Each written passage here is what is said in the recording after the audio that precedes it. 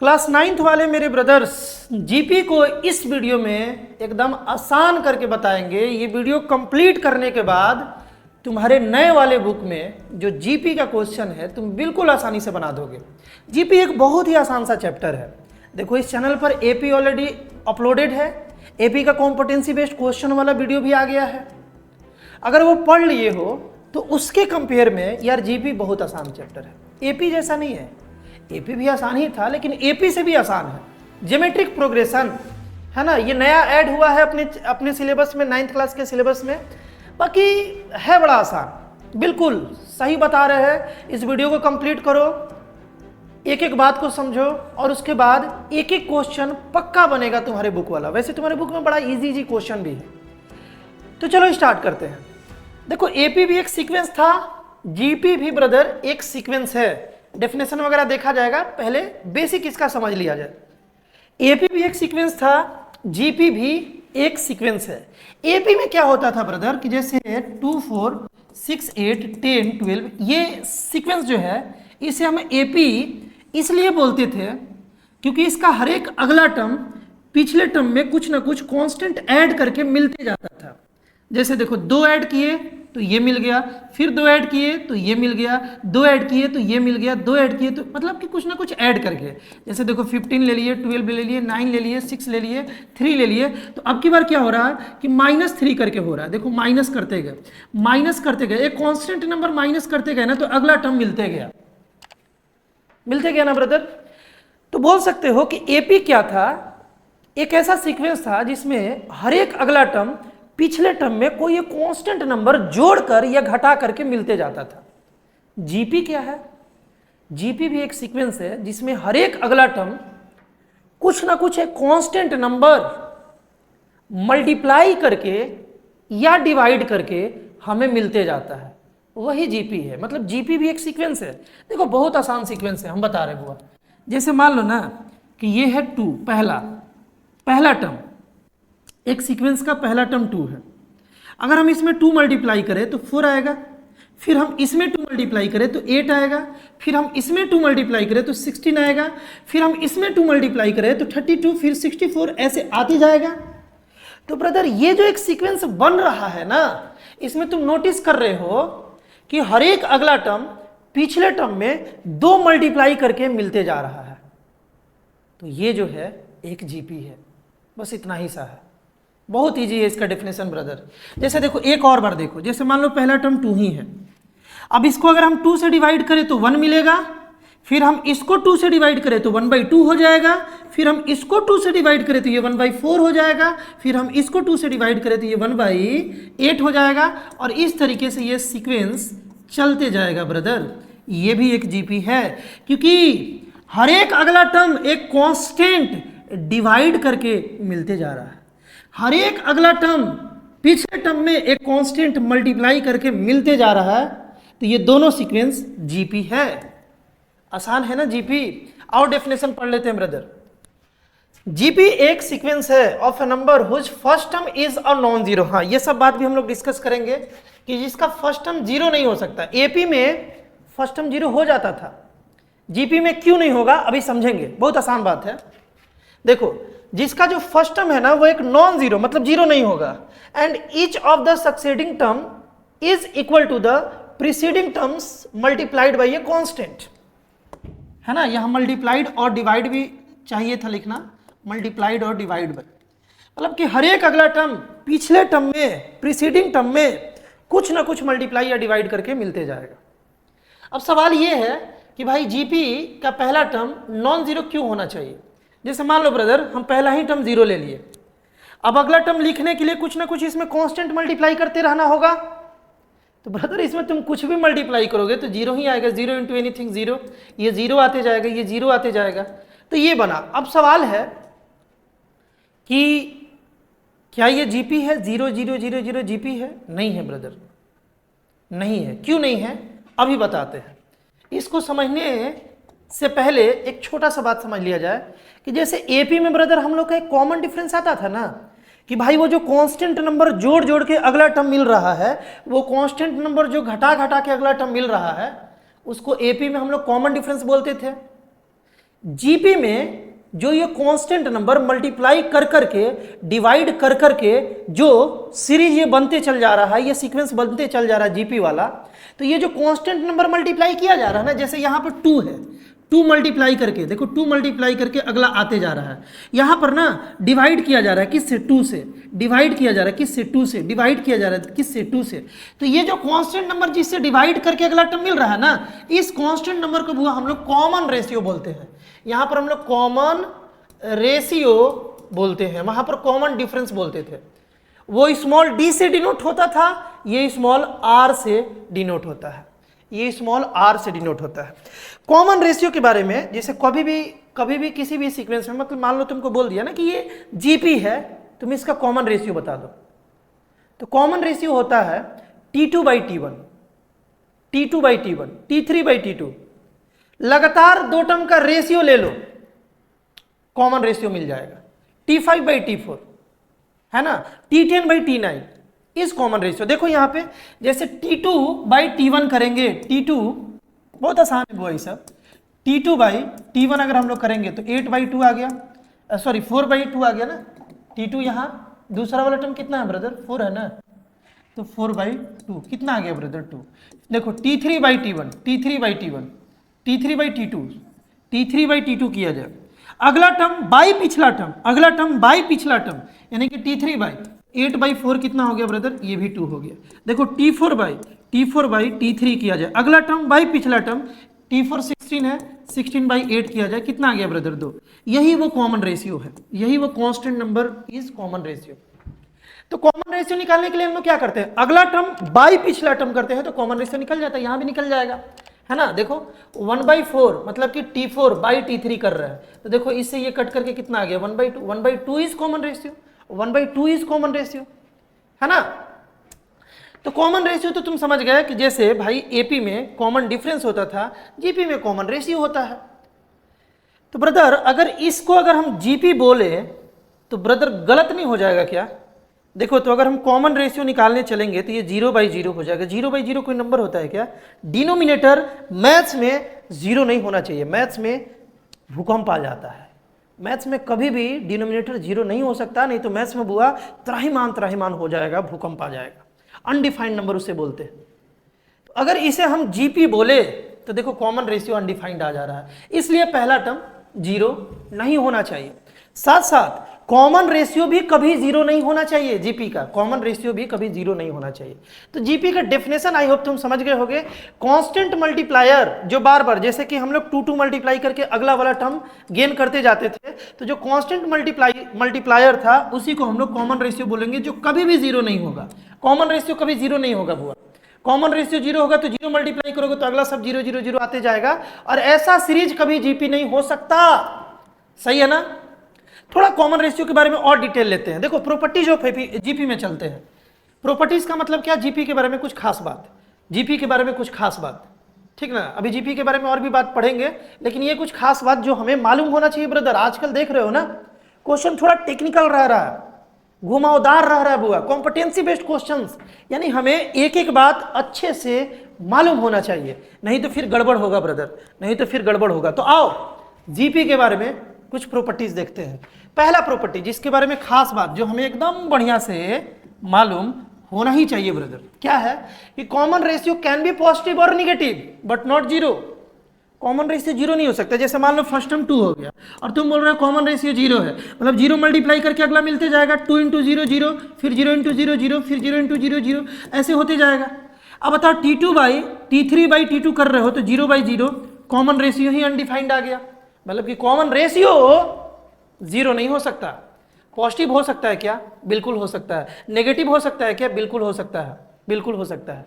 लेकिन थोड़ा देखा जाए ना कि अगर कॉमन रेशियो नेगेटिव हो जाएगा तो क्या होगा, खास बात है, ध्यान देना, एकदम इंपॉर्टेंट बात है। अगर कॉमन रेशियो नेगेटिव हो जाए तो क्या होगा ब्रदर? जैसे मान लो ना कि इसका कॉमन रेशियो -3 है, लेट कर लिया जाए। एक हम जीपी लिखने जा रहे हैं जिसका आर जो है मतलब कॉमन रेशियो वो -3 है। फर्स्ट टर्म चलो 2 है, तो इसमें -3 से मल्टीप्लाई किए तो -6 आया, फिर इसमें -3 से मल्टीप्लाई किए तो ब्रदर -6 और -3 + 18 हो गया, फिर इसमें -3 से मल्टीप्लाई किए तो -54 हो गया, फिर इसमें -3 से मल्टीप्लाई करेंगे तो तुम सोच पा रहे होगे वैसे होगा कितना, देख लिया जाए। -3 से 162 आ रहा है क्या प्लस में, देखो इसमें -3 से मल्टीप्लाई किए, 4 3 जा 12 का 2 कैरी 1, 3 5 जा 15 और 1 16 हो गया। तो भाई माइनस माइनस प्लस आ गया ना। फिर अगला करोगे, अगला इसमें -3 से मल्टीप्लाई करोगे प्लस वाले नंबर में तो एक नेगेटिव आएगा। अगर कॉमन रेशियो नेगेटिव होगा ना ब्रदर, तो तुम फील कर पा रहे होगे कि जो टर्म्स होगा ना वो अल्टरनेट करके प्लस माइनस होगा, अल्टरनेट करके प्लस माइनस होगा। ध्यान से सुनो, पहला टर्म 2 कॉमन रेशियो -3 से मल्टीप्लाई किए तो दूसरा टर्म नेगेटिव आ गया। कॉमन रेशियो -3 से इसमें मल्टीप्लाई करेंगे तब ना अगला टर्म मिलेगा, कॉमन रेशियो मल्टीप्लाई करेंगे तब अगला टर्म मिलेगा। तो इसमें जब हम -3 से मल्टीप्लाई किए तो +18 हो गया ब्रदर, फिर -3 से मल्टीप्लाई किए तो -54 हो गया। इस तरीके से ये पैटर्न चल रहा है। यानी कि अगर कॉमन रेशियो नेगेटिव होगा तो टर्म्स अल्टरनेट करके अपना साइन बदलते रहेगा। और पॉजिटिव में ऐसा कोई भी बात नहीं है, पॉजिटिव में हमेशा सेम साइन रहेगा। देखो जैसे फर्स्ट टर्म 2 है, अगर हम 3 कॉमन रेशियो ले ले, कॉमन रेशियो एक पॉजिटिव नंबर ले ले तो 6 हो जाएगा, फिर 18 हो जाएगा, फिर 54 हो जाएगा, फिर 162 हो जाएगा। देखो सारा पॉजिटिव ही मिल रहा, ठीक ना। और बात रहा 0 का, तो भाई कॉमन रेशियो तुम समझ गए कि 0 तो हो नहीं सकता, सही है ना। अब आ जाओ बुआ, और प्रॉपर्टीज पढ़ेंगे अभी जीपी का, और भी खास खास प्रॉपर्टीज 2-3 को पढ़ेंगे। लेकिन आया जाए general term of the GP लिखा जाए, general term of the GP लिखा जाए बुआ। तो देखो बहुत आसान है लिखना। एपी में तो फिर भी हम लोग a+n-1 इंटू डी तक जाने में थोड़ा टाइम लगा था, देखे थे ना। लेकिन जीपी बहुत आसान है, जीपी बहुत आसान है। कैसे आसान है ध्यान से समझना। मान लिया जाए ना कि एक ऐसा जीपी लिखना है ब्रदर जिसका फर्स्ट टर्म जो है वो a है, फर्स्ट टर्म a है, और जब बुआ उसका कॉमन रेशियो है ना, कॉमन रेशियो जो है बुआ वो r है, स्मॉल r है, लेट। और ऐसा हमें एक जीपी लिखना है। तो चलो सबसे पहले हम लोग फर्स्ट टर्म लिख देंगे कि भाई a है। सेकेंड वाला टर्म कैसे मिलेगा, इसी में कॉमन रेशियो मल्टीप्लाई करेंगे तो कॉमन रेशियो मल्टीप्लाई किए तो a इंटू आर AR हो गया, सही है। थर्ड टर्म अगर लिखने जाएंगे, देखो थर्ड टर्म लिखेंगे तो थर्ड के पहला वाला यानी दूसरका में कॉमन रेशियो से मल्टीप्लाई करना पड़ेगा, यानी इसमें r से मल्टीप्लाई करेंगे तो AR स्क्वायर हो गया, ये हो गया अपना थर्ड टर्म। फोर्थ टर्म लिखने जाएंगे तो इसमें हम r से मल्टीप्लाई करेंगे, यानी कि AR 3 हो गया, फिर AR टू द पावर 4 हो गया, फिर AR टू द पावर 5 हो गया। इसी तरीके से लिखेंगे ना ब्रदर, इसी तरीके से लिखेंगे ना। अरे भाई जीपी का डेफिनेशन ही तो है कि एक ऐसा सीक्वेंस जिसमें हर एक अगला टर्म पिछले टर्म में एक constant number that is common ratio multiply करते करते करते मिलते जाए, वही जीपी है। तो बस अगर फर्स्ट टर्म a था, कॉमन रेशियो r था, तो हम क्या किए कि पहला टर्म फिर r से मल्टीप्लाई करके दूसरा, फिर तीसरा r से मल्टीप्लाई करके, फिर इसमें r से चौथा मिल गया, फिर इसमें r से मतलब कॉमन रेशियो मल्टीप्लाई करते गए, पिछले टर्म में अगला टर्म मिलते गया, और उसी को हम लोग जीपी बोलते हैं। ऐसे सीक्वेंस को, सिंपल बात है, क्लियर है। आ जाओ अब देखो पहला टर्म में ध्यान से देखना तो बुआ, एकदम बहुत इजीली हम लोग देख सकते हैं। पहला टर्म में देखा जाए, क्या हम इसको AR का पावर 0 लिख सकते हैं क्या? अरे r का power 0, any number to the power 0 is 1, तो r का पावर 0 तो 1 है, और a इंटू 1 a ही रहेगा। चलो इसको ऐसे लिख सकते हैं। ये जो दूसरा टर्म है, यहां देखो तो इसके पावर में हम 2 - 1 लिख सकते हैं क्या, दूसरा टर्म को। और पहला टर्म को देखो हम क्या लिख रहे हैं, पहला टर्म को हम लिख रहे हैं 1 - 1, 1 - 1 इज 0। दूसरा टर्म को हम 2 - 1 लिख सकते हैं क्या, देखो 2 - 1 इज 1, यहाँ 1 है, 2 - 1 इज 1। अच्छा देखो तीसरे टर्म को हम क्या, 2 को हम 3 - 1 लिख सकते हैं क्या बुरो, पता ना बुआ। 2 को हम 3 - 1 लिख सकते हैं क्या, 3 - 1 इज 2, 3 - 1 इज 2। देखो यहाँ पर चौथे टर्म को हम AR 4 - 1 लिख सकते हैं क्या, अरे 4 - 1 3 है। पांचवें टर्म को AR 5 - 1 लिख लेंगे। छठे टर्म को हम लोग AR 6 - 1 लिख लेंगे, क्योंकि 6 - 1 इज 5। तो ब्रदर जो पहला टर्म है वो 1 - 1 है, r का पावर। देखो सब में, देखो सारे टर्म में a तो कॉमन है, हर जगह a लिख देना है।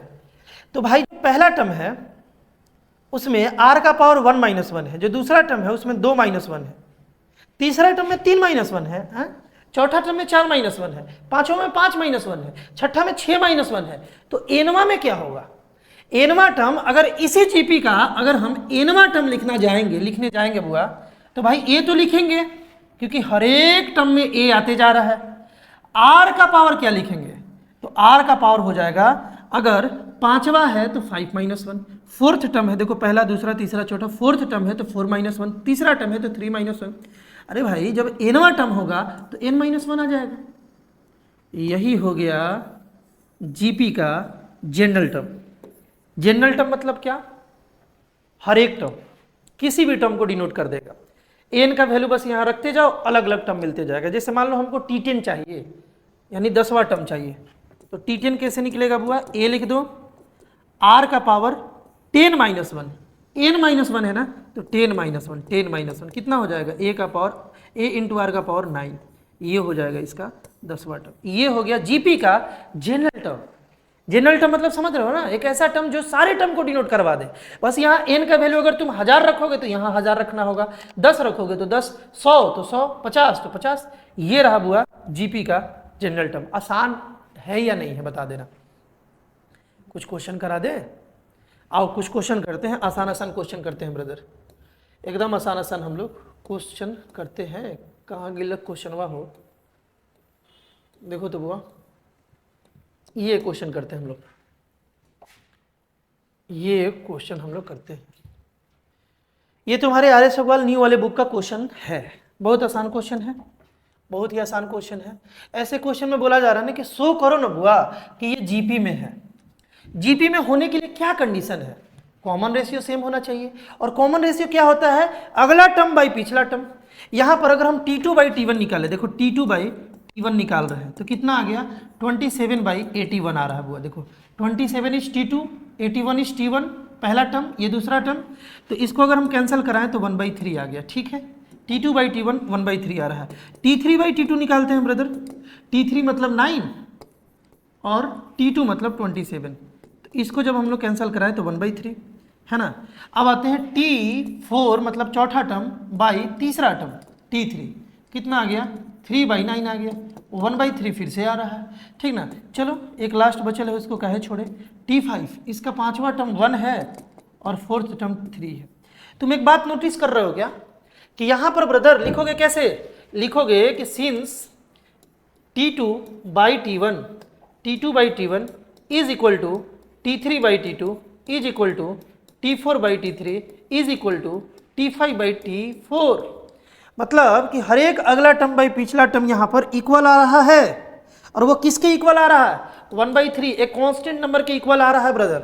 हर एक अगला बाई पिछला, अगला बाई पिछला, अगला बाई पिछला, अगला बाई पिछला, T5/T4, T4/T3, इसका वैल्यू हमेशा बराबर आ रहा है। अगर ये हमेशा बराबर आ रहा है मतलब ये पक्का जीपी है, ये पक्का बुआ जीपी है, यानी कि ये जीपी हो गया। अब बोल रहा है कि इसका फर्स्ट टर्म लिख दो, तो फर्स्ट टर्म मतलब जो सबसे पहला टर्म है क्या है ब्रदर? 81। कॉमन रेशियो लिख दो, तो कॉमन रेशियो क्या होता है? वही तो T2/T1 is common ratio, T3/T2 is common ratio, T4/T3 is common ratio. तो कॉमन रेशियो बार बार कितना आ रहा है? ये कांस्टेंट नंबर ही तो कॉमन रेशियो है, 1/3। ये आ गया ब्रदर। अब बोल रहा है कि इसका nth टर्म लिख दो, तो भाई किसी भी जीपी का nth टर्म क्या होता है? a r का पावर n-1 होता है ना। a कितना है? 81। r कितना है ब्रदर? r मालूम चल गया ना, 1/3। फर्स्ट टर्म तो भाई 81 था और यहां पर n-1। This term is nth term of this GP, general term. General term यहां तुम n का वैल्यू 1 डाल करके देखो, पहला टर्म डिनोट हो जाएगा। 2 डाल करके देखो, दूसरा टर्म मिल जाएगा। 3 डाल करके देखो, तीसरा मिल जाएगा। 4, एक ऐसा टर्म जो किसी सीक्वेंस के सारे टर्म को रिप्रेजेंट कर दे, डेट इज जनरल टर्म। तो वही जनरल टर्म ये है, ARn-1। सही है ब्रदर। अब बोल रहा है कि इस जीपी का 11th टर्म निकाल करके बता दो। आओ निकाल देते हैं। T11 कैसे होगा? अरे भाई कुछ नहीं करना, देखो यहाँ 11 पुट कर दो, T11 यही पुट कर दिया जाए, है ना। nth टर्म तो ठीक है। थर्ड क्वेश्चन का आंसर हुआ ये आ गया। चलो फोर्थ क्वेश्चन, यहाँ पर 11, जब हम n के जगह 11 पुट किए तो मिला T11, यानी 11वां टर्म मिला, 11th टर्म मिला। अब यहाँ पर हो जाएगा 81 इंटू 1/3 इंटू 11-1, तो ये कितना आ गया ब्रदर? ये आ गया 81 इंटू 1/3 का पावर 10। अब ये जो भी सॉल्व करके आए वही अपना आंसर हो जाएगा। सही है, इसको सॉल्व कर लोगे ना कि कर दे? आओ कर देते हैं हुआ, जहाँ तक हो पाए कर देते हैं। यहाँ ये क्या है? ये 3 का पावर 4 है इंटू 1 का पावर 10। देखो 1 का पावर 10 तो 1 ही रहेगा, नीचे में 3 का पावर 10 आ जाएगा। अब ये क्या हो जाएगा? 3 का पावर 4 माइनस 10, क्योंकि भाई देखो बेस सेम है और डिवीजन है बीच में, इसको ऐसे लिखेंगे ना, 3 का पावर 4/3 का पावर 10। ठीक है, तो ये बेस सेम और बीच में डिवीजन तो पावर माइनस होगा, तो कितना आ गया 3 का पावर माइनस 6 आ गया। इसको हम लोग कैसे लिख सकते हैं 1/3 का पावर 6। अब देख लो 3 का पावर 6 कितना होता है, शायद 729 होता है ना। 3 को 6 बार मल्टीप्लाई करेंगे तो कितना आएगा 729, यानी कि इसको लिख सकते हो 1/729, जो भी होता है वही अपना आंसर हो गया। तो इस तरीके से वो क्वेश्चन बहुत आसान है तुम्हारे में, कुछ खास नहीं है। आ जाओ, वैसे हम खास क्वेश्चन का भी वीडियो कराएंगे, क्वेश्चन कराएंगे। देखो जैसे ये वाला क्वेश्चन किया जाए, अभी थोड़ा ना बेसिक चला जाए बुआ, बेसिक बोल रहा है ना कि इस सीक्वेंस में बुआ, ये जो सीक्वेंस हम लोगों को दिख रहा है, इस सीक्वेंस का कौन सा टर्म इतने ये हो जाएगा, कौन सा term, which term of the GP, कितने नंबर वाला टर्म। तो मान लेते हैं n नंबर वाला term. Let Tn of this GP is 2560, मतलब हमें n का वैल्यू निकालना है। पूछ रहा कितने नंबर वाला है, देखो जैसे ये पहला है, ये दूसरा है, तीसरा है, ये चौथा, तो ये कितने नंबर पर आएगा। तो मान लिया कि n नंबर पर आएगा, nवां नंबर पर आएगा, मतलब अब हमें n बताना है। तो यहां पर Tn कैसे लिखेंगे, a इंटू आर का power n-1 is Tn, nth term of the GP, और ये हो गया 2560। देखो बड़ा आसानी से बनेगा। a कितना है ब्रदर 5 है, r का पावर n-1, r कितना है, r मतलब T2/T1, T2/T1 is r, common ratio, या तुम कर दो T3/T2, वो भी कॉमन रेशियो ही है। तो यहाँ पर 10/5 कितना आ रहा है 2, तो यहाँ 2 का पावर n-1, 2 का पावर ब्रदर n-1 आ रहा है। आ जाओ, देखो कितना आसानी से बनेगा 2560। अब ये जो 5 है इसको हम इधर ले जाएंगे तो डिवाइड में जाएगा, है ना, इधर मल्टीप्लाई में था तो इसको हम डिवीजन में लेकर के चले गए। चलो 5 से इसको कैंसिल कराया जाए, देखो 5 बार में, 1 बार में और 2 बार में हुआ, तो ये हो गया 2 का पावर n-1 और इधर हो गया 2 का पावर 9, 2 का पावर 9 इज 512।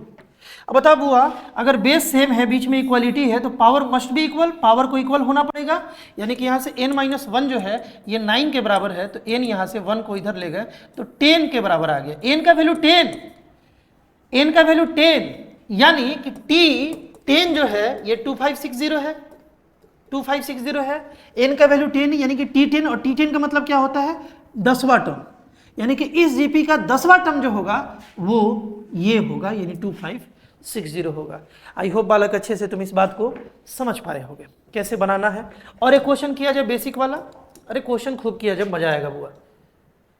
आ जाओ, जैसे हम 10th क्लास में हर एक चैप्टर का एक तगड़ा वीडियो लेकर के आ रहे हैं, that is competency based question. उसमें बहुत अच्छे क्वेश्चंस में बहुत इजी करके सॉल्यूशन बता रहे हैं। वैसे ही जीपी का भी एक वीडियो आएगा कॉम्पिटेंसी बेस्ड, 10, 12, 15 क्वेश्चन उसमें रखेंगे, जिसे देख करके तुम्हें लगेगा कि भाई ये कैसे बनेगा, लेकिन सॉल्यूशन देख के मजा आ जाएगा, क्योंकि बहुत आसान सॉल्यूशन वहाँ पे डिस्कस होगा, मजा आएगा, वो किया जाएगा। लेकिन अभी तो हम लोग सीख रहे हैं। चलो ये क्वेश्चन भी ठीक है तुम्हारे लिए, अभी नया नया सीख रहे हो ना, तुम्हारे लिए बुआ बहुत अच्छा क्वेश्चन है। देखो एक जीपी है ना जिसका 4th टर्म, तो 4th टर्म जीपी का क्या होगा, AR 4-1।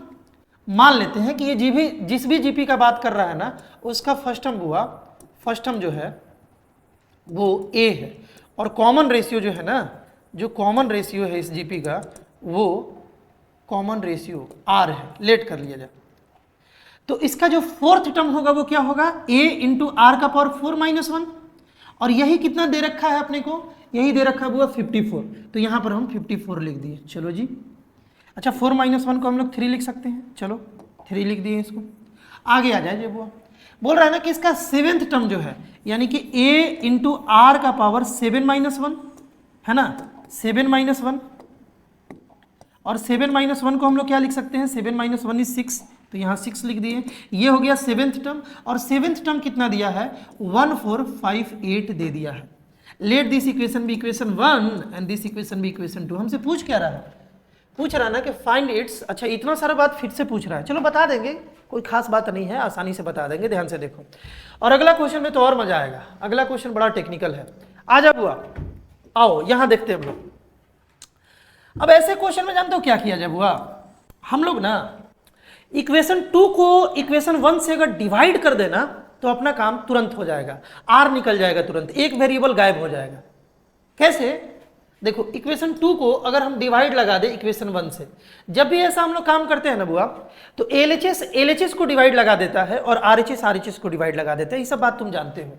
तो यहाँ पर इक्वेशन 2/1 करेंगे ना, 2/1, तो देखो 2 के RHS को ऊपर लिखो और इसको डिवाइड लगवा दो 1 के RHS से, डेट इज AR⁻3, और वैसे सॉरी LHS को डिवाइड लगवा दिए, अब RHS को लगवा दिया जाए तो कितना हो जाएगा 1458 डिवाइडेड बाई 54। देखो RHS को डिवाइड लगवा दिए और LHS को डिवाइड लगवा दिए, 2/1 करवा दिए बस। देखो इसे फायदा क्या हुआ, A से A गायब, और R का पावर क्या हो गया, देखो बेस सेम है, बेस सेम R और बीच में डिवाइड है, तो पावर क्या होगा -6 - 3, यहाँ 3 आ गया। अब इसको कैंसिल कराया जाए तो देखो ये 2 से 27 बार में, और ये 2 से कितने बार में, 7 बार में, और 2 बार में, और 9 बार में, ठीक है। देखो 27 से 27 बार में, क्योंकि भाई 27 का स्क्वायर कितना होता है, 27 का स्क्वायर 729 होता है ना। तो R³ कितना बच गया अपने पास 27, यानी R कितना बच गया बुआ, 3 क्या, R3 बच गया ना। देखो ये R³ = ये 3 का क्यूब है, ये बुआ 3 का क्यूब है, ये 3 का क्यूब है ना। तो R कितना आ गया, R आ गया अपना 3, R आ गया 3, सही है ना। -3 भी चलेगा क्या, नहीं -3 नहीं चलेगा यहाँ पे। क्यों नहीं चलेगा, क्योंकि -3 का क्यूब करोगे तो वो -27 आ जाएगा, लेकिन हमें मेरे पास +27 है। तो R निकल गया, मतलब कॉमन रेशियो निकल गया। कॉमन रेशियो कितना आ गया ब्रदर, 3 आ गया। क्या हम लोग फर्स्ट टर्म भी निकाल सकते हैं क्या, बिल्कुल निकाल सकते हैं, किसी भी एक इक्वेशन में पुट कर दिया जाए। देखो A × R तो हमें मालूम है ना, तो 3 का पावर 3 = 54 बुआ। तो A × 27 है ना, R का पावर 3, R मिल गया, यहाँ रख दिए, ये आ गया 54। 27 को इधर भेजा जाए तो ये 54/27 कितने बार में हुआ, 2 बार में। तो फर्स्ट टर्म भी मिल गया 2। देखो कितना इजी सा बात है। अब nth टर्म निकालना तुम जानते हो, अरे A और R मिल गया ना, फर्स्ट टर्म और कॉमन रेशियो मिल गया, तो तुम सब चीज बता सकते हो बुआ। आ जाओ, हमें TN बताना है। TN कैसे निकलेगा, तो TN होता है A × R का पावर AN-1। A कितना हो गया 2, R कितना हो गया 3, 3n-1, यही हो गया जनरल टर्म। अब क्या बताना है, सिक्स्थ टर्म। तो सिक्स्थ टर्म में हम तुमको क्या सीखा है कि जनरल टर्म में n के जगह 6 डाल दो, काम हो जाएगा। देखो यहाँ 6 डाल दिए, तो जहाँ जहाँ n वहाँ 6 डालना है, यानी 2 × 3 का पावर 6 - 1, तो कितना हो गया 2 × 3 का पावर 5 हो गया। अब इसको तुम काउंट कर लेना, 3 का पावर 5 शायद 243 होगा ना, × 2 कर लेना, जो भी होगा × 2 कर लेना, वही तुम्हारा आंसर हो जाएगा। कोई दिक्कत, ये काम तो तुम कर ही लोगे ब्रदर। तो इस तरीके से हम लोग ऐसे क्वेश्चन से हम लोग बुआ डील करते हैं। अब एक थोड़ा सा तुम्हारे बेस पर कॉम्पिटेंसी बेस्ड क्वेश्चन करा देते हैं, ट्राई कर लो ना, थोड़ा वीडियो को रोक करके इस क्वेश्चन को बुआ ट्राई कर लो। प्रीमियर में अगर जुड़े हो मेरे साथ तो इस क्वेश्चन को ट्राई करो और जल्दी से जल्दी कमेंट करो, जल्दी से जल्दी बुआ। The third term of the GP is 4, then find the product of the first 5 term. Let बनाए बुआ कि बना रहे हो तुम, थोड़ा और टाइम दे देते हैं तुम्हें, थोड़ा और टाइम ब्रदर दे देते हैं, जल्दी। देख रहे हैं सबसे पहले इस क्वेश्चन को कौन बच्चा निपटा रहा है। पावर फॉर्म में भी आंसर लिख सकते हो, ठीक ना, पूरा कैलकुलेट करके नहीं बताना, कमेंट करके जल्दी बताओ। अभी तक ब्रदर हो जाना चाहिए था, अगर तुम पूरे फोकस में हो तो। आ जाओ देखते हैं इसको। लेट कर लिया जाए ब्रदर फिर से कि वो जो भी GP था उसका फर्स्ट टर्म A था और कॉमन रेशियो R था। बोल रहा है थर्ड टर्म जो है ना वो 4 है, यानी कि A × R का पावर 3 - 1 इज थर्ड टर्म। तो 3 - 1 का मतलब होता है 2, ठीक ना। ये कितना दे दिया है, 4 दे दिया है। ये बात हमें गिवन है, ये बात हम यूज कर सकते हैं। बोल रहा है ना कि find the product of the first 5 term. अच्छा, यानी कि first term is A, second term is AR, third term is AR², fourth term is AR⁻3 है ना, और फिफ्थ टर्म जो होगा AR⁻4। इन सब का प्रोडक्ट का वैल्यू हमसे पूछा था, मतलब इंटू कर दे, सारे टर्म्स को प्रोडक्ट कर दे, पांचों टर्म फर्स्ट 5 टर्म को प्रोडक्ट कर दिए, बताना था क्या आएगा। तो भाई A × A × A × A × A को अगर 5 बार मल्टीप्लाई करोगे तो A का पावर 5 हो जाएगा, और इंटू यहाँ पर देखो R मल्टीप्लाई होगा तो ब्रदर यहाँ पर देखो सेम बेस है ना, तो पावर ऐड होगा। देखो यहाँ 1 है, 1 और 2 3 हो गया, 3 3 6 हो गया, और 6 और 4 कितना हो गया 10, यानी कि r का पावर 10 आ गया। फर्स्ट 5 टर्म को जब हम लोग मल्टीप्लाई किए जीपी के फर्स्ट 5 टर्म को, तो ब्रदर कुछ ऐसा बात हमें मिल रहा है। ठीक है, कुछ ऐसा बात तो मिल रहा है ब्रदर। अब क्या करें, तो सुनो, क्या हम लोग इसको ए आर स्क्वायर का पावर 5 लिख सकते हैं क्या ब्रदर? देखो तो, जब ब्रैकेट ओपन होगा तो ए का पावर 5 बनेगा और आर स्क्वायर का पावर 5, तो 2 इंटू 5 मिलकर के 10 हो जाएगा। यानी इसी चीज को हम ऐसे लिख सकते हैं। और देखो ना ब्रदर, लिखते ही क्वेश्चन आसान हो गया, क्योंकि ए आर स्क्वायर हमें मालूम है। ए आर स्क्वायर अपने पास 4 है, जब हम यहाँ रखेंगे तो 4 का power 5 is right answer of this question. Right answer of this question. जो बच्चे 4 टू द पावर 5 कमेंट कर रहे थे, उनका आंसर बिल्कुल सही था। चले और क्वेश्चन कराएंगे, और क्वेश्चन कराएंगे। एक और छोटा सा चीज पढ़ लिया जाए ब्रदर, ठीक ना? अच्छा, एक प्रॉपर्टीज अभी पढ़ लिया जाए क्या, तब उसके बाद छोटा सा चीज पढ़ा जाएगा। देखो, ये प्रॉपर्टीज हम जीपी का पढ़ लिए हैं कि कॉमन रेशियो पॉजिटिव भी हो सकता है, नेगेटिव भी, लेकिन भाई जीरो तो नहीं होगा, ये समझ लिए थे। आ जाओ, एक और property, second properties of the GP. हम जितना इस वीडियो में करा दे रहे हैं ब्रदर, इससे ज्यादा तुमको 9th में जरूरत नहीं है, इनफ है। इससे सब चीज बनेगा, कॉम्पिटेंसी लेवल क्वेश्चंस भी बनेगा, जितना इस वीडियो में हम कराएंगे। समझ गए क्या? और एकदम आसान करके, अभी तक तो फील आ ही गया होगा कि इस चैनल पर हर चीज बिल्कुल आसानी से हर बच्चे को समझ में आता है। और ऐसा नहीं कि केवल आसान आसान करा के छोड़ दिया जाता है, ऐसा नहीं, टफ वाला चीज भी आसान बनाया जाता है इस चैनल पर, make the academy 9th YouTube channel पर। आ जाओ, यहाँ पे बोल रहा है ना कि अगर ABC जीपी में है, कोई 3 नंबर जीपी में है, तो पक्के से बीच वाला का स्क्वायर बाकी दोनों के प्रोडक्ट के बराबर होगा। कैसे? तो भाई अगर ये तीनों जीपी में है तो T2/T1 डेट इज B/A और T3/T2 डेट इज C/B। ये इस जीपी का कॉमन रेशियो है और ये भी इस जीपी का कॉमन रेशियो है, क्योंकि भाई ये अगला टर्म बाई पिछला टर्म है, अगला टर्म बाई पिछला टर्म, अगला टर्म बाई पिछला टर्म है। और भाई जीपी का कॉमन रेशियो तो हमेशा बराबर होगा, मतलब ये दोनों बराबर है।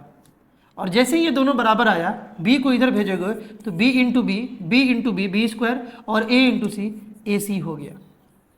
यानी कि जो बीच वाला नंबर होगा वो बाकी दोनों के प्रोडक्ट के बराबर होगा, लेकिन क्या? बीच वाले का स्क्वायर। बीच वाले का स्क्वायर इज इक्वल टू बाकी दोनों के प्रोडक्ट के बराबर। ये बात हमेशा हम लोगों को ब्रदर ध्यान देना है, ये हमेशा इस बात को दिमाग में सेट रखना है। चलो आ जाओ, और प्रॉपर्टीज आज हम लोग देखेंगे, लेकिन उससे पहले सम ऑफ जीपी पढ़ लिया जाए। तो ब्रदर्स, अब हम लोग समझ लेते हैं कि sum of first n term of the GP कैसे निकालेंगे, इसका फॉर्मूला क्या होगा, उस फॉर्मूले का डेरिवेशन क्या होगा, एक एक बात को समझते हैं। इससे पहले एक बात समझ लेते हैं ब्रदर। देखो, एक होता है बुआ टाइप ऑफ जीपी का बात कर रहे हैं, एक टाइप के जीपी को तुम बोल सकते हो फाइनाइट जीपी। फाइनाइट जीपी वैसे जीपी को हम लोग बोलते हैं जिसमें टोटल नंबर ऑफ टर्म्स हमें मालूम हो, एक फाइनाइट वैल्यू हो। जैसे 1 लाख गो टर्म है मान लो, तो वो एक फाइनाइट जीपी हुआ। 1000 गो टर्म है, टोटल एक जीपी में 1000 गो टर्म है, तो ये भी एक फाइनाइट जीपी हुआ। टोटल 10 गो टर्म है, वो भी एक फाइनाइट जीपी हुआ। लेकिन इनफाइनाइट जीपी क्या है कि जिसमें नंबर ऑफ टर्म्स इनफाइनाइट हो। जैसे एक जीपी दे रहे हैं बुआ तुम्हें, हम बोल रहे हैं ना कि ये 2 है, फिर 1 है, फिर 1/2 है, फिर 1/4 है, फिर 1/8 है, फिर भाई 1/16 है, 1/32 है। इस तरीके से ये बोले कि इसमें टोटल इनफाइनाइट टर्म्स है, तो इसे बोलेंगे इनफाइनाइट जीपी। इनफाइनाइट जीपी का सम का फॉर्मूला अलग होता है, वो इस वीडियो में हम लोग डिस्कस नहीं करेंगे क्योंकि तुम्हारे सिलेबस में नहीं है, लेकिन इस चैनल पर हम पढ़ाएंगे जरूर। अब जब जीपी है तो जीपी पूरा पढ़ाएंगे, क्योंकि कुछ बच्चे इस चैनल पर ओलंपियाड के प्रिपरेशन के लिए भी आते हैं, तो उनके लिए कराएंगे। लेकिन ये वीडियो तुम्हारे एग्जाम के लिए, मिड टर्म एग्जाम तुम्हारा आ रहा है, उसको ध्यान में रखते हुए हम बना रहे हैं। तो यहाँ पर हम लोग इनफाइनाइट जीपी के सम का बात नहीं करेंगे। इनफाइनाइट जीपी का सम का फॉर्मूला अलग है और आसान है, a/1 - r हो जाता है। और फाइनाइट जीपी का सम का फॉर्मूला अलग है। हमारे सिलेबस में अभी फिलहाल स्कूल एग्जाम के लिए फाइनाइट जीपी है, तो हम लोग फाइनाइट जीपी पढ़ेंगे, है ना। फाइनाइट जीपी मतलब क्या? जिसमें टोटल नंबर ऑफ टर्म हमें मालूम हो कि भाई कितना है। तो इसका जो सम का फॉर्मूला होता है ना बुआ, देखो बड़ा सिंपल है। इसका जो सम का फॉर्मूला है, डेरिवेशन भी देखेंगे कि ये फॉर्मूला बना कैसे। वो होता है a इंटू r का power n-1 divided by r-1। यही है sum of first n term of the GP का फॉर्मूला, है ना। इसको अप्लाई करना भी अभी हम लोग सीखेंगे। इसी फॉर्मूला को तुम ऐसे भी लिख सकते हो, सम ऑफ फर्स्ट एन टर्म को ऐसे भी लिख सकते हो, a इंटू 1 माइनस आर का पावर n, और यहाँ पर 1 माइनस आर। क्या किया गया, ऊपर से माइनस कॉमन लोगे तो ऐसा आएगा और बाहर एक माइनस आएगा, नीचे से माइनस कॉमन लोगे तो भाई माइनस एक बाहर आएगा और ऐसा बन जाएगा, माइनस माइनस कट के ये और ये एक ही बात है दोनों, ठीक ना। आओ इसको पहले अप्लाई करना सीख लिया जाए, फिर इसका डेरिवेशन देख लिया जाएगा, है ना। अप्लाई करके एक क्वेश्चन करवा देते हैं, फिर इसका डेरिवेशन देख लिया जाएगा कि भाई ये फॉर्मूला बना कैसे। अरे भाई nth term of the GP ARn-1 कैसे बना, ये तो हम लोग समझ गए ना, ठीक है। तो इसका डेरिवेशन भी देख लिया जाएगा। आ जाओ ब्रदर, हम बोल रहे हैं ना कि एक जीपी है अपने पास, लेट वो है ब्रदर 2 है, फिर 4 है, फिर 8 है, फिर 16 है, ठीक ना, फिर चलो 32 है। यहाँ टोटल नंबर ऑफ टर्म कितना हो गया 5, यानी कि n यहाँ हो गया 5, n मतलब टोटल नंबर ऑफ टर्म, ठीक है, ये 5 हो गया। पहले इसको नॉर्मली हम लोग जोड़ करके देखते हैं, नॉर्मली तो देखो 2 और 4 मिलकर के 6 हुआ, 6 और 8 मिलकर के 14 हुआ। अब ये देखो 14 और 16 मिलकर के 30 हुआ, और 30 और 32 मिलकर के 62 हुआ, यानी कि इन सबको जोड़े ना बुआ तो 62 आ गया। नॉर्मल से जोड़े, नॉर्मल कॉमन सेंस से जोड़े ब्रदर, तो कितना आया 62 आया। और फॉर्मूला लगा करके जोड़ते हैं। फॉर्मूला क्या है, फॉर्मूला दिख रहा है ना, A N is equal to, formula को थोड़ा खींच करके हम इधर लाते हैं ब्रदर, देखो फॉर्मूला ये है, खींचा गया ज़्यादा, यहाँ पर r-1 भी था, ये फॉर्मूला, यहाँ फोकस करो बुआ, यहाँ पर फोकस करो। तो अब फॉर्मूला लगा करके देखते हैं कि आ रहा है कि नहीं आ रहा है। यहाँ एन की जगह क्या लिखेंगे S5, S5 मतलब क्या, sum of first 5 term, sum of first 5 term, शुरू से लेके 5 टर्म का सम। कैसे निकलेगा, ए कितना है ब्रदर, ए है 2, चलो इंटू आर का पावर n-1, आर का पावर n, कॉमन रेशियो कितना है 2 ना, 2 लिख दीजिए। n क्या है, n इज 5, n मतलब कितने नंबर तक जोड़ना है, तो भाई n हो गया यहाँ 5, -1 डिवाइडेड बाई 2 -1, r 2 था, तो यहाँ से 2 इंटू ये 2 का पावर 5 -1, तो देखो ये कितना हो गया, ये हो गया बुआ 32, 2 का पावर 5 होता है 32, 32 -1 इज 31, और नीचे में 2 -1 इज 1, यानी कि 2 इंटू 31 हो गया, डेट इज 62। हम लोग नॉर्मली भी जोड़े थे तो 62 ही आया था, और हम लोग फॉर्मूला भी लगाए तो 62 ही, यानी मास्टर सही पढ़ा रहा है, और ये फॉर्मूला बिल्कुल सेम है, ये फॉर्मूला बिल्कुल सही है, यही फॉर्मूला हम लोग हमेशा यूज करेंगे। और एक छोटा सा बात तुमको बताते चले, क्या एक छोटा सा बात बताते चले, ये फॉर्मूला कब एप्लीकेबल नहीं होगा ब्रदर, ये फॉर्मूला तब एप्लीकेबल नहीं होगा जब कॉमन रेशियो 1 के बराबर हो जाए, ये फॉर्मूला वहां एप्लीकेबल नहीं होगा। कॉमन रेशियो 1 भी हो सकता है क्या, बिल्कुल हो सकता है। अरे हम लोग पढ़े तो थे प्रॉपर्टीज में कि कॉमन रेशियो पॉजिटिव हो सकता है, नेगेटिव हो सकता है, लेकिन जीरो नहीं होगा, जीरो के अलावा कुछ भी हो सकता है। जैसे एक जीपी लिख रहे हैं, ध्यान से सुनना, एक जीपी लिख रहे हैं ब्रदर, जैसे मान लो हम लिखे 10 लिखे, फिर इसमें 1 से मल्टीप्लाई किए तो 10 आया, फिर इसमें 1 से मल्टीप्लाई किए तो 10 आया, फिर 10 आया, फिर 10 आया, फिर 10 आया, फिर 10 आया। ऐसे जीपी को हम लोग बोलते हैं कांस्टेंट जीपी ब्रदर। तुम देखो ना, तुम ध्यान से देखो, इस जीपी में हर एक अगला टर्म बाई पिछला टर्म 1 आ रहा है, 10/10 1, 10/10 1, 10/10 1, 10/10, T2/T1 करो, T3/T2 करो, T4/T3 करो, हर एक का वैल्यू 1 आएगा, यानी कॉमन रेशियो सेम है, कांस्टेंट है, तो भाई ये जीपी है। ऐसा जीपी जिसका कॉमन रेशियो 1 हो वो एक कांस्टेंट जीपी हो जाता है, यानी कि उसका हर एक टर्म सेम हो जाता है। ये भी एक जीपी है बुआ, ये भी एक जीपी है, ये भी एक जीपी है, इसका भी कॉमन रेशियो 1 है। तो ये जो जीपी है ना, खास तरीका का जीपी जिसका कॉमन रेशियो 1 है, जिसे हम लोग कांस्टेंट जीपी बोल सकते हैं, ऐसे जीपी में सम का ये फॉर्मूला नहीं लग सकता ब्रदर। क्यों नहीं लग सकता, क्योंकि भाई इसका कॉमन रेशियो 1 है। फॉर्मूला में जब तुम 1 डालोगे तो 1 - 1 0 हो जाएगा, डिनोमिनेटर 0 हो गया, और डिनोमिनेटर 0 यानी मैथ्स में भूकंप आ गया ब्रदर, मैथ्स में भूकंप आ जाएगा जब डिनोमिनेटर 0 हो जाएगा, अनडिफाइंड वाला केस बन जाएगा, 0 नहीं होना चाहिए डिनोमिनेटर। इस वजह से ये फॉर्मूला एप्लीकेबल नहीं है।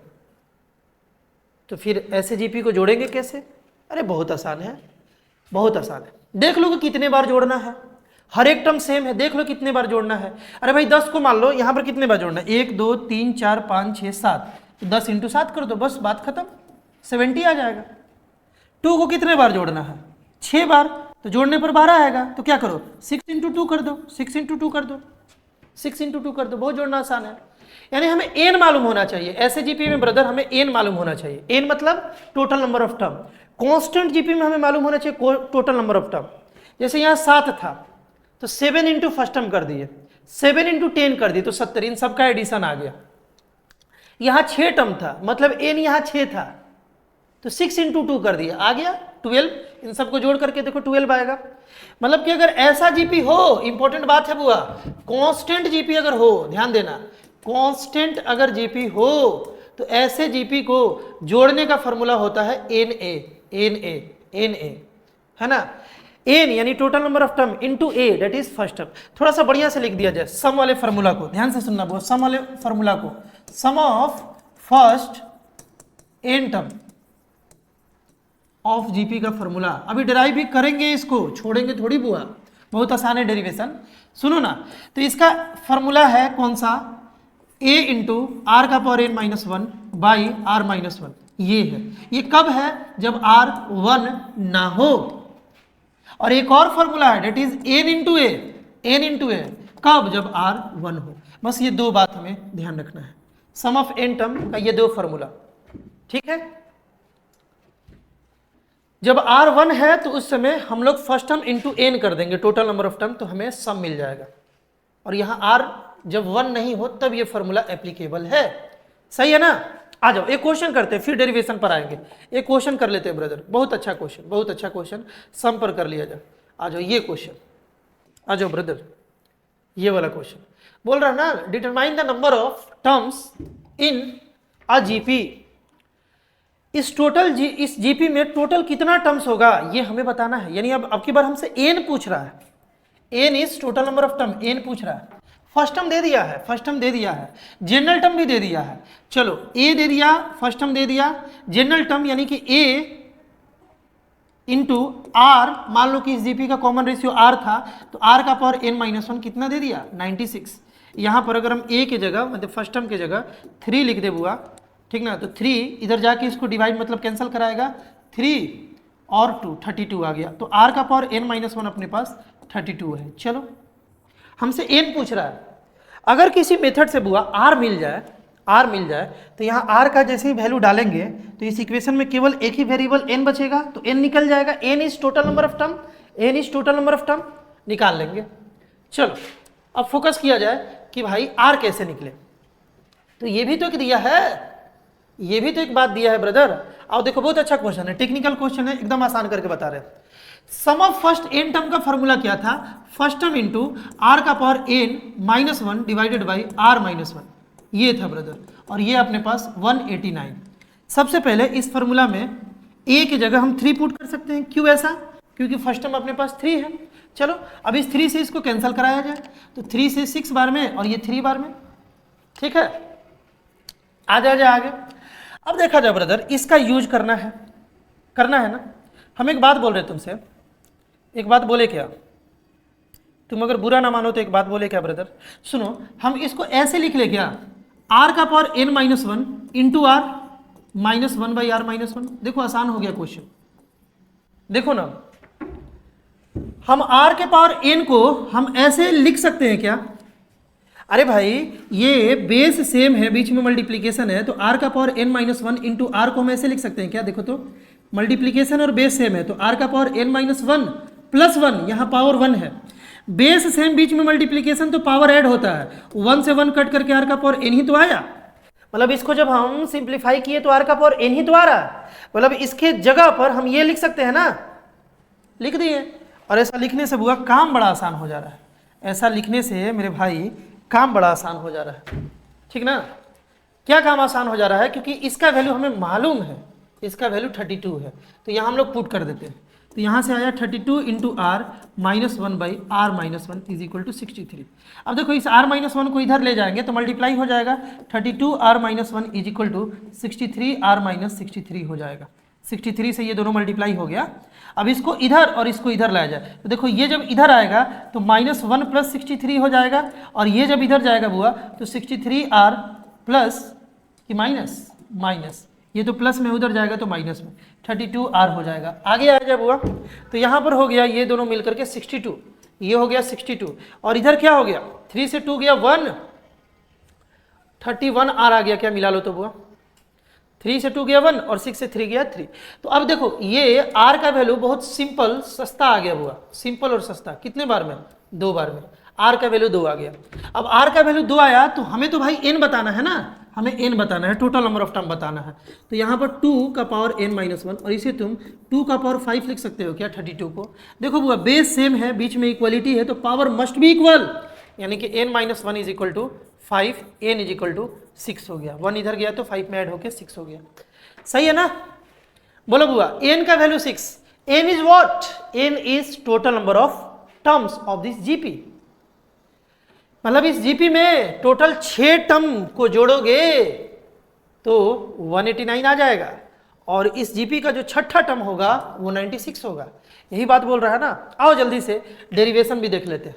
अब एक छोटा सा बात हम लोग देख लेते हैं कि ये फार्मूला बना कैसे भाई। ये जो सम वाला फार्मूला हम लोग देखते जा रहे हैं, ये फार्मूला बना कैसे। आ जाओ, ये फार्मूला बना कैसे, ये तो समझ गए होगे कि कैसे बना, ये तो समझ गए होगे ना कांस्टेंट जीपी वाला। तो ये वाला फार्मूला समझ लिया जाए। आ जाओ आ जाओ बुआ। जैसे देखो एक जीपी है ए आर स्क्वायर, पहला दूसरा तीसरा चौथा टर्म है ना, पांचवा टर्म छठा टर्म, ऐसे जा रहा है ठीक ना। और इस तरीके से देखो पांचवा टर्म ऐसे करते करते सबको जोड़ना है, लेट कर लीजिए, सारे टर्म्स को जोड़ना है। ऐसे करते करते करते करते करते जो इसका एनवा टर्म होगा वो ए का पावर ए आर का पावर n-1 हो जाएगा। इसको जोड़ना है बुआ, इसी का वैल्यू हमें बताना है। तो इसका वैल्यू बताना है ना, तो हम लोग इसको बुआ एस एन बोल देते हैं, इसको हम लोग एस एन बोल देते हैं। मान लिए ना कि सबको जोड़ेंगे ना तो जो आएगा वो एस एन हो जाएगा, सम ऑफ फर्स्ट एन टर्म है ना, सम ऑफ फर्स्ट एन टर्म सबको जोड़ करके जो वैल्यू आएगा उसको हम एस एन बोल दिए, सम ऑफ फर्स्ट एन टर्म। अब बोल रहे हैं ना कि इस इक्वेशन में दोनों साइड आर से मल्टीप्लाई कर दिया जाए, आर से। अगर हम लोग, आवाज वगैरह क्लियर है ना, अगर हम लोग आर से मल्टीप्लाई करेंगे तो कितना आ जाएगा, आर एस एन आ जाएगा। और इधर जब आर से मल्टीप्लाई होगा तो सब में मल्टीप्लाई होगा ना बुआ, तो क्या हो जाएगा ए आर हो जाएगा। यहाँ पे क्या होगा, आर से मल्टीप्लाई होगा तो ए आर स्क्वायर, यहाँ पे आर से मल्टीप्लाई होगा तो क्या होगा A R to the power 3, यहाँ पर आर से मल्टीप्लाई होगा तो A R to the power 4, और ऐसे करते करते करते करते A R to the power N हो जाएगा बुआ। देखो जब इसमें आर से मल्टीप्लाई होगा तो क्या होगा, A are n-1 into are हो जाएगा, यानी कि ए आर का पावर n-1 प्लस आर 1 हो जाएगा ना। बेस सेम, बीच में मल्टीप्लीकेशन तो पावर मस्ट बी एडेड, ये दोनों कैंसल तो ए आर एन आ गया। इसमें जब हम आर से मल्टीप्लाई किए तो ऐसा आया, समझ गए ना। दोनों इक्वेशन में हम किससे मल्टीप्लाई कर दिए मेरे भाई, आर से। और ऐसा हम लोग कर सकते हैं ना, दोनों इक्वेशन में हम लोग आर से मल्टीप्लाई कर दिए। दोनों इक्वेशन नहीं, सॉरी, एक इक्वेशन में दोनों साइड, एक इक्वेशन में दोनों साइड। चलो अब इसको हम इक्वेशन 1 मान ले रहे हैं। देखो इसको हम इक्वेशन 1 मान ले रहे हैं बुआ और इसको इक्वेशन 2 मान ले रहे हैं। अब ध्यान से देखना, अब अगर हम 1 - 2 करें तो यहां पर क्या आ रहा है, यहां पर क्या आ रहा है ब्रदर, यहां पर आ रहा है S N minus R S N, L H S minus हुआ। और इधर देखो क्या होगा, A plus A R square plus A R to the power 3 plus A R to the power 4 करते करते A R to the power n-1, मतलब ऊपर वाला एल एच एस से माइनस होगा। क्या माइनस होगा मेरे भाई, तो नीचे वाला एल एच एस, नीचे वाला एल एच एस माइनस होगा। That is A R plus A R square plus A R power 3, ऐसे करते करते करते करते है ना। एक और लिख ही लेते हैं, रुको इसको थोड़ा सा और इधर करते हैं ताकि सारे बच्चों को प्रॉपर समझ में आ जाए। यहाँ पर A R to the power 4, ऐसे करते करते करते A R to the power n है ना, नीचे वाला लास्ट हो रहा है A R to the power n पर। अब देखो माइनस होगा ये सारा, तो ब्रैकेट ओपन करेंगे तो क्या होगा। अच्छा इधर देखो, इधर देखो, अगर हम एस एन कॉमन ले लिए तो यहाँ से 1 माइनस आर आ गया बुआ। इधर देखो A plus A R square plus A R cube plus A R to the power 4, देखो ना मजा आएगा, तुरंत सारा कट जाएगा। अब जब हम लोग ब्रैकेट को ओपन करेंगे तो क्या होगा, minus A R square minus A R cube minus A R to the power 4, ऐसे करते करते करते minus A R to the power n आ जाएगा। अब तुम देखो ना बुआ, ये किसी को नहीं कटा पाएगा क्योंकि माइनस ए नहीं है, लेकिन ए आर और माइनस ए आर तो कट जाएगा ना, ए आर स्क्वायर और ये कट जाएगा ना, ये वाला इसको कटा देगा ना, ये वाला इसको कटा देगा ना बुआ, A R to the power 5 यहाँ भी होगा, यहाँ भी, मतलब ये सब कैंसिल होते जाएगा, ये भी कैंसिल हो जाएगा क्योंकि इसके जस्ट पहले क्या आएगा, इसके जस्ट पहले माइनस में A R to the power n minus 1 आएगा, A R to the power n से जस्ट पहले क्या होगा, A R to the power n minus 1, ये भी कैंसिल हो जाएगा। तो बच क्या गया बुआ, बच क्या गया, तो देखो इधर तो 1 माइनस आर है, यहाँ बच गया a माइनस, एक तो a बचा और ये बच गया माइनस में A R to the power n। अब हुआ एस एन तो ठीक है, तुम देख पा रहे होगे कि डेराइव हो गया है फॉर्मूला, यहाँ पर अगर हम a कॉमन ले तो 1 माइनस आर का पावर n आ गया। हमें निकालना क्या था, हमें निकालना था इन सब का एडिशन निकालना था, जीपी के सारे टर्म को जोड़ना था और इन सब को जोड़ करके जो आ रहा था उसको हम लोग एस एन बोल रहे थे, यानी हमें एस एन का वैल्यू निकालना था। तो देखो निकल गया यहाँ पर ब्रदर्स, देखो S N is equal to, ये मल्टीप्लाई में है ना, इधर जाएगा डिवाइड में, मतलब a इंटू 1 माइनस आर का power n divided by 1 minus R, यही ना था सम ऑफ जीपी। अब देखो कुछ बच्चे बोलेंगे कि भाई अगला वाला फॉर्मूला कैसे आएगा, ध्यान से सुनो, अगर हम ऊपर से माइनस कॉमन लेंगे तो क्या होगा, माइनस कॉमन लिए तो क्या होगा, ये पलट जाएगा यानी r का पावर n माइनस 1 हो जाएगा, और नीचे से अगर हम माइनस कॉमन लें तो माइनस 1 माइनस आर हो गया, सॉरी r माइनस 1 हो गया, है ना, r माइनस 1। तुम ब्रैकेट ओपन करके देखो, इसको ओपन करके देखो, यही आ रहा है, मतलब कॉमन हम लोग सही लिए हैं। अब ये माइनस माइनस कैंसिल हो गया बुआ, और जैसे ही माइनस माइनस कैंसिल हो गया फॉर्मूला क्या बन गया, sum of first N term a into R का power n minus 1 divided by r minus 1, यही है बुआ sum of N term of the GP. Derivation समझ गए ना कैसे ये फॉर्मूला बना, अरे डेरिवेशन समझे कि नहीं समझे, डेरिवेशन समझे कि नहीं समझे, आ जाओ एक आध गो और प्रॉपर्टीज बता दे क्या, 2 प्रॉपर्टीज देखे थे, रिवाइज कर लो। पॉजिटिव होगा नेगेटिव होगा लेकिन भाई जीरो नहीं हो सकता। तीसरा कि अगर 3 नंबर जीपी में है तो बीच वाले का स्क्वायर बाकी दोनों के प्रोडक्ट के बराबर। अब आ जाओ बुआ, हाँ अगर हमें जीपी में नंबर ऑफ टर्म सेलेक्ट करना हो तो कैसे करेंगे। देखो ब्रदर, एपी में अगर हमें टर्म सेलेक्ट करना होता था तो हम लोग ऐसे सेलेक्ट करते थे ना, ए माइनस डी ए और ए प्लस डी, याद है क्या। देखो एपी में टर्म तो हम ऐसे भी ले सकते थे ना, ए प्लस डी और फिर इसमें डी जोड़ेंगे तो ए प्लस 2d, ऐसे भी ले सकते थे। अगर हमें 3 टर्म एपी का लेना हो तो ऐसे भी ले सकते थे, ये भी एपी में है। ऐसे लेने से हमें फायदा हो जाता था कि जब हम लोग जोड़ते थे ना तो डी और डी कट करके सिंगल वेरिएबल में कन्वर्ट हो जाता था। उसी तरीके से देखो जीपी में अगर हमें 3 टर्म सेलेक्ट करना हो, 3 टर्म अगर हमें सेलेक्ट करना हो तो भाई हम ऐसे भी ले सकते हैं। देखो ऐसे भी ले सकते हैं, पहला टर्म दूसरा टर्म तीसरा टर्म। मानना हो, अपने से मानना हो ना कि 3 टर्म अगर जीपी में है तो पहला टर्म ए ले लो, दूसरा ए आर ले लो, तीसरा ए आर स्क्वायर ले लो, ऐसे ले सकते हो, कोई दिक्कत नहीं है, समझ रहे हो। लेकिन अगर तुम ऐसे ले लिए ना तो ज्यादा फायदा होगा, वेरिएबल एलिमिनेट हो जाएगा। कैसे, पहला टर्म को ले लो a बाई आर, दूसरा टर्म को ले लो a, तीसरा ले लो ए आर। देखो ये भी जीपी में है, तुम t2 बाई t1 करो, t2 बाई t1 करोगे आर आएगा, और ये बाई ये करो, a बाई आर करो, a कटा आर आ गया, आर आ गया। तो ये भी तो भाई देखो यहाँ भी तो कॉमन रेशियो सेम है, यहाँ भी तो कॉमन रेशियो सेम है और वो भी आर ही के बराबर है, आर ही के बराबर है, और यहाँ भी कॉमन रेशियो सेम है, आर ही के बराबर है।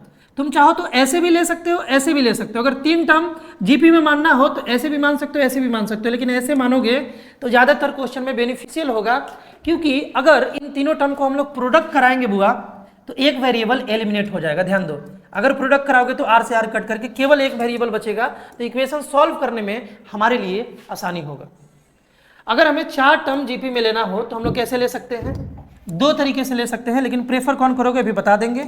एक ए आर, एक ए आर स्क्वायर, एक ए आर 3, ऐसे ले सकते हो। लेकिन ऐसे नहीं लोगे, कैसे लोगे, ए बाई आर का पावर 3 ए आर, नहीं ए बाई आर फिर ए आर और फिर ए आर क्यूब, ऐसे लोगे तो ज़्यादा फायदा होगा, क्योंकि भाई प्रोडक्ट करने पर एक वेरिएबल एलिमिनेट हो जाएगा तो इक्वेशन सॉल्विंग में मदद मिलेगा।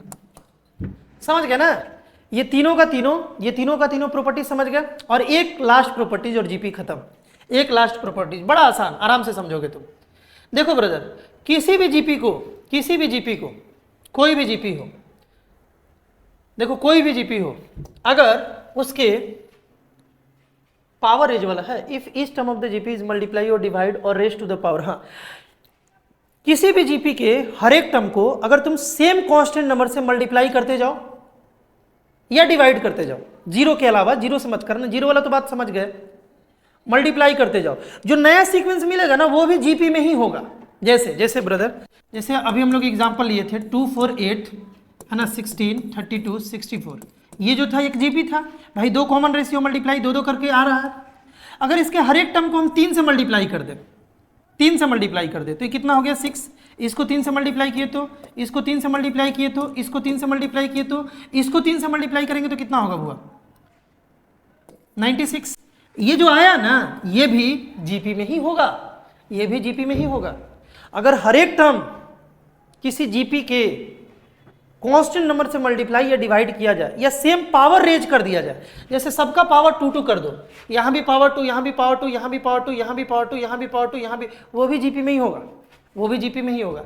If each term of a GP is multiply और डिवाइड और raise to the power by the same non zero number, same अगर हर एक टर्म को पावर भी रेज कर दिया जाए तो जो आएगा वो जीपी में ही होगा ब्रदर। तो इतना प्रॉपर्टीज जीपी के बारे में ध्यान रखोगे और ये पूरा वीडियो का थ्योरी अगर ध्यान में रखोगे तो एक भी क्वेश्चन नहीं फंसेगा। एक वीडियो आएगा क्वेश्चन प्रैक्टिस करके जीपी का, जिसमें हम लोग बहुत अच्छे अच्छे क्वेश्चंस प्रैक्टिस करेंगे। तो ब्रदर मिलते हैं हम लोग नेक्स्ट वीडियो में। पूरा जीपी के कॉन्सेप्ट को अच्छे से पढ़ो, इस वीडियो के क्वेश्चन को फिर से एक बार बनाओ, फिर से ट्राई करो और फिर अपने बुक का एक क्वेश्चन बनाओ, सब बनने लगेगा। मिलते हैं ब्रदर हम लोग नेक्स्ट वीडियो में।